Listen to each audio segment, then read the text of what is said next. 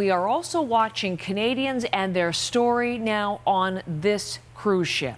This ship, quarantined in Japan, with thousands of passengers and 251 Canadians aboard, because 10 people on that ship have tested positive for the coronavirus. And as Michael Serapio joins me, that means all of the other Canadians, none of whom are positive, are stuck there. Yeah, whether or not what their diagnosis has been, as you say, none of them testing positive for the coronavirus, but they are stuck on this ship, as confirmed to us here at CBC News last night by the cruise operator Princess Cruises. Now take a look at some of the visuals that we're getting from Yokohama, Japan. This is just outside of Tokyo, and there you see the Diamond Princess. They're the ones that are confirming that there are, as you say, 251 Canadians on board. Heather, they will be quarantined for the next 14 days. Now the 10 people who were on that ship that tested positive for the coronavirus, they were 10 out of 273 people who were tested because they had either a cough or fever or had come into contact with a man who got off the ship in Hong Kong and was infected.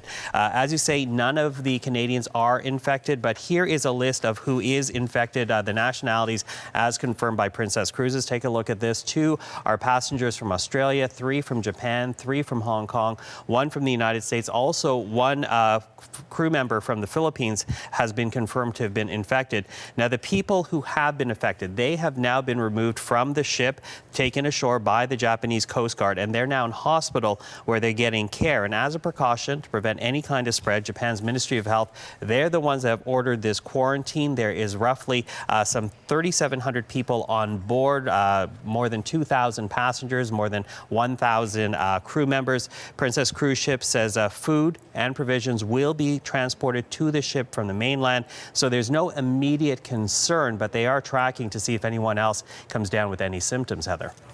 So it is a really interesting story, and one, Michael, which raises some significant questions about how they think the virus got on board, I guess, so to speak, or how the people contracted the virus. Yeah, and that's still being investigated because they really have no clear answers. As I say, among those that were tested were those that were spending a lot of time with one passenger who disembarked in Hong Kong and was then tested to be positive for the coronavirus. That might be one vector of infection. But, you know, the ship also had several ports of call in Vietnam, Taiwan, Kagoshima, Okinawa. So it is a matter that's now being investigated because, as you say, as they try to contain the spread of this outbreak, they're also trying to sort out how is it actually now being spread. Are we looking at any type of mutation?